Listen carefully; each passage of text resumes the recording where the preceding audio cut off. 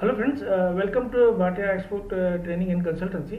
मेरे export friends के लिए मैंने आज एक गाइडलाइंस बनाई है। जो RODTP आया हुआ है उसके बारे में बहुत लोगों को बहुत सारे कन्फ्यूजन्स है।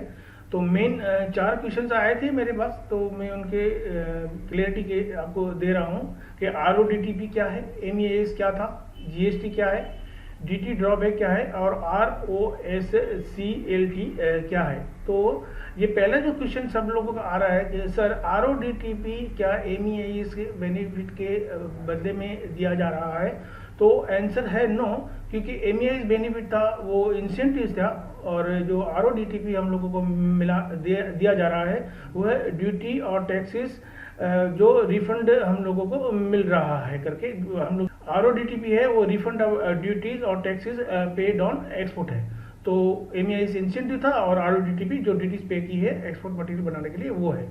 तो दूसरा क्वेश्चन आया कि इफ रिफंड ऑफ ड्यूटीज और टैक्सेस इज नॉट, तो क्वेश्चन ये आया कि अगर RODTP के अंदर रिफंड ड्यूटीज दिया जा रहा है तो GST में और ड्यूटी ड्रॉबैक में भी दिया जा रहा था। तो इसका आंसर ये था कि GST जो है वो उसके अंतर्गत आप लोगों को इनपुट टैक्स और या रिफंड आपको दिया जा रहा है शिपिंग बिल में LEO पास हो जाने के बाद, लेट एक्सपोर्ट ऑर्डर हो जाने के बाद। और जो ड्यूटी ड्रॉबैक था वो refund of duties paid on import की जो ड्यूटीज हम पे करते थे वो भी हम लोगों का shipping bill LEO let export order पे करने के बाद हम लोगों को मिला जा रहा था। तो फिर दूसरा क्वेश्चन ये सभी लोगों ने पूछा, तो ये MEIS और RODTP में क्या बड़ा डिफरेंस है।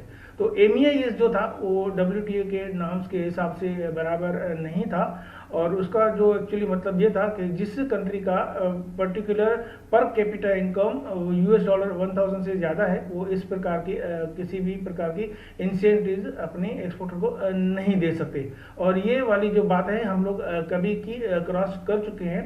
फॉरेन ट्रेड पॉलिसी जो है उसके हिसाब से जो MEIS का डेफिनेशन है वो है reward to export to offset infrastructure and inefficiency and associated costs. तो ये हमारी लिमिट जो $1000 पर कैपिटा इनकम थी वो हम लोग ऑलरेडी क्रॉस कर चुके हैं। लेकिन अभी जो RODTP में आ रहा है वो है taxes which include central and state taxes on fuel, diesel, petrol, CNG, PNG and coal cess ETC। State जो इलेक्ट्रिसिटी ड्यूटी लगाती है, APMC जो है वो मंडी का टैक्स लगाती है, toll taxes, stamp duty on import export जो डॉक्यूमेंट है वो हम लोग वापस हमारी गवर्नमेंट हमको दे सकती है, और ये WTO नॉर्म के हिसाब से बराबर है। तो अभी दूसरा क्वेश्चन भी आया मेरे पास कि सर फिर वो जो ROSCLT था तो वो क्यों RODTP को ROSCLT क्यों नहीं किया गया था। तो ROSCLT क्या था, rebate of state and central taxes levies meant for export of the garments. तो गारमेंट के लिए एक ट्रायल बेसिस के ऊपर उन लोगों ने चालू किया था, और अभी जैसे ही RODTP चालू हुआ है तो वो ROSCLT को बंद किया जाएगा। मैं आशा रखता हूं कि अभी आप लोगों को इस बात की क्लियरिटी मिल चुकी होगी कि ये क्या डिफरेंस था MEIS के अंदर, क्यों RODTP आया, GST क्या था और ड्यूटी ड्रॉबैक क्या था। ड्यूटी ड्रॉबैक भी हम लोगों को गवर्नमेंट शिपिंग बिल होने के पास होने के बाद दे देती है। एक और भी क्वेश्चन आया है कि सर फिर इसे पर्टिकुलर जो RODTP है उसको DGFT की साइट पे न ले जाकर हम लोगों ने कस्टम की साइट पे क्यों लिया हुआ है।